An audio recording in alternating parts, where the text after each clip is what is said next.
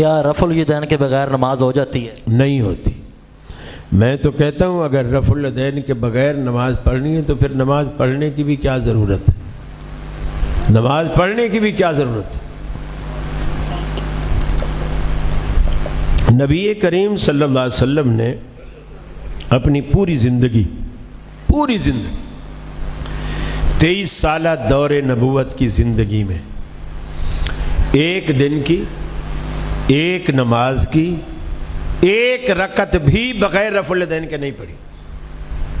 ایک دن کی، ایک نماز کی، ایک رکعت بھی بغیر رفع الیدین کے نہیں پڑھی.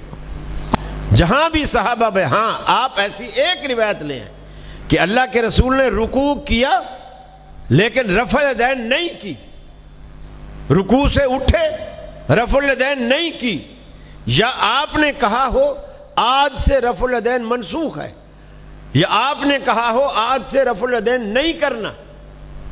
آپ روایت پیش کریں. آپ تو ہمارے محسن بن جائیں گے، ہمارے لیے آسانی پیدا کریں گے، ہم بھی آپ کی طرح پڑھنے لگ جائیں گے، جھگڑا ہی ختم ہو جائے گا. کئی بہانے اور کئی جھوٹی قصے کہانیاں جو خود امام ابو حنیفہ کو بھی معلوم نہیں تھی، ایسی کہانیاں گھڑی گئیں کہ جی وہ اس زمانے میں منافق آتے تھے، بغل میں بت چھپا کے کھڑے ہو جاتے تھے، تو اللہ کے رسول نے اس لیے رفع الیدین. یہ بات نہ حدیث میں، نہ قرآن میں، نہ فقہ میں، سینہ در سینہ چلتی چلی آ رہی. اب مجھے بتائیے، فرض کر لیجئے، یہ فرض کر لیجئے بت ہے، یہ میں نے بغل میں دبا دی. اب مجھ سے 1000 رفع الیدین کرا لو، یہ نہیں گرے گا. یہ کس نے کہا ہے کہ رفع الیدین سے بت گر جاتا ہے؟ 1000 رفع الیدین کرا لو، آپ گنتے رہو، میں تھک جاؤں گا، موبائل نہیں گرے گا. ہاں اگر بت گرانے کے لیے ہوتی نا، وہ رفع الیدین نہ ہوتی، رفع الابطین ہوتی.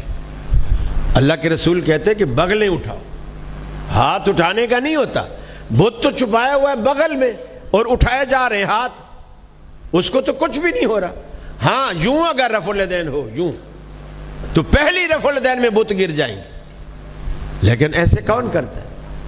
اور اگر فرض کر لیجئے حنفیوں کے بت بغل میں رفع الیدین کرنے سے گر جاتے، تو جو پہلی رفع الیدین ہے بت اس پہ گرنا چاہیے یا نہیں گرنا چاہیے؟ تو جو بت گرانے والی رفع الیدین ہے وہ تو وہ بھی کرتے ہیں. تو بت گرانے والی تو پہلی ہے نا. جب رکوع پہ گئے اور کی اس وقت تو بت گر چکا تھا، وہ بت گرنے کے بعد ہے. جب رکوع سے اٹھے اور رفع الیدین کی اس وقت بھی بت گر چکا تھا، وہ اس کے بعد ہے. پھر اگر یہ لاجک تمہاری مان بھی لے تو وتروں کی تیسری رکعت میں کیا کوئی تمہاری بغل میں بت دے جاتا ہے؟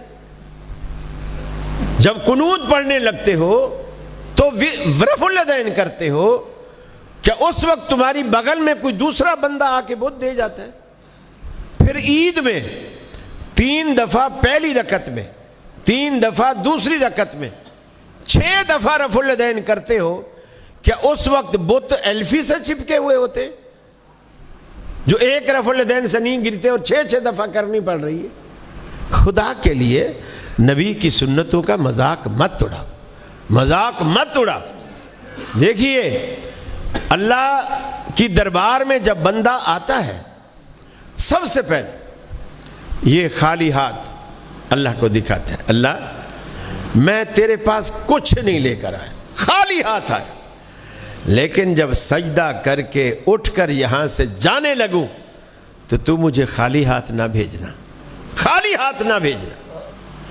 دوسری بات، جب بھی 2 فوجیں آپس میں لڑتی ہیں، جو فاتح فوج ہوتی ہے وہ شکست خوردہ فوج کو سب سے پہلا آرڈر کرتی ہے ہینڈز اپ. کیا آرڈر کرتی ہے؟ ہینڈز اپ، جس کے معنی یہ ہوتے ہیں ہتھیار پھینکو اور ہاتھ کھڑے کر دو. اور اس ہاتھ کھڑے کرنے کا مقصد یہ ہوتا ہے کہ تو جیتا میں ہارا.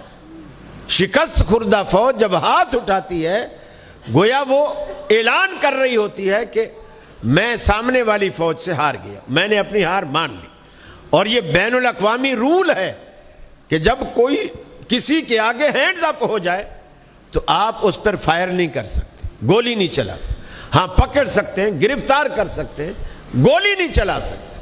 جیسے کسی زمانے میں آپ کی اچھی خاصی پاکیزہ فوج وہ انڈیا کے سامنے ہینڈز اپ ہو گئی تھی, 90,000 فوج ہینڈز اپ ہوئی تھی اور انہوں نے ان کو گولی نہیں چلائی تھی.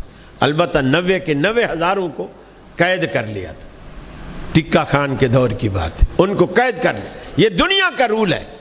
اب جب بندہ اللہ کی دربار میں آتا ہے, اپنے گھر میں وڈیرا تھا, چودھری تھا, ڈی سی تھا, کمشنر تھا, وزیر اعلیٰ تھا, وزیر اعظم تھا, صدر تھا, ذمہ دار تھا, کچھ بھی تھا. اللہ کی دربار میں آیا, ہینڈز اپ ہو گیا. اس کا مطلب ہے اللہ میں ہارا تو جیتا, میں چھوٹا تو بڑا, میں کمزور تو طاقتور. اور منہ سے کیا کہتا ہے؟ اللہ اکبر, اللہ سب سے بڑا ہے. اور ہینڈز اپ ہو کر عملی طور پر بھی اس کا ثبوت دیتا ہے کہ تو اتنا بڑا ہے کہ میں نے تیرے آگے ہار مان لی. تو آپ کیوں اس کے غلط مطلب لیتے ہو, غلط مفہوم لیتے ہو, نبی کی سنت کا مذاق اڑاتے ہو؟ اللہ ہدایت دے.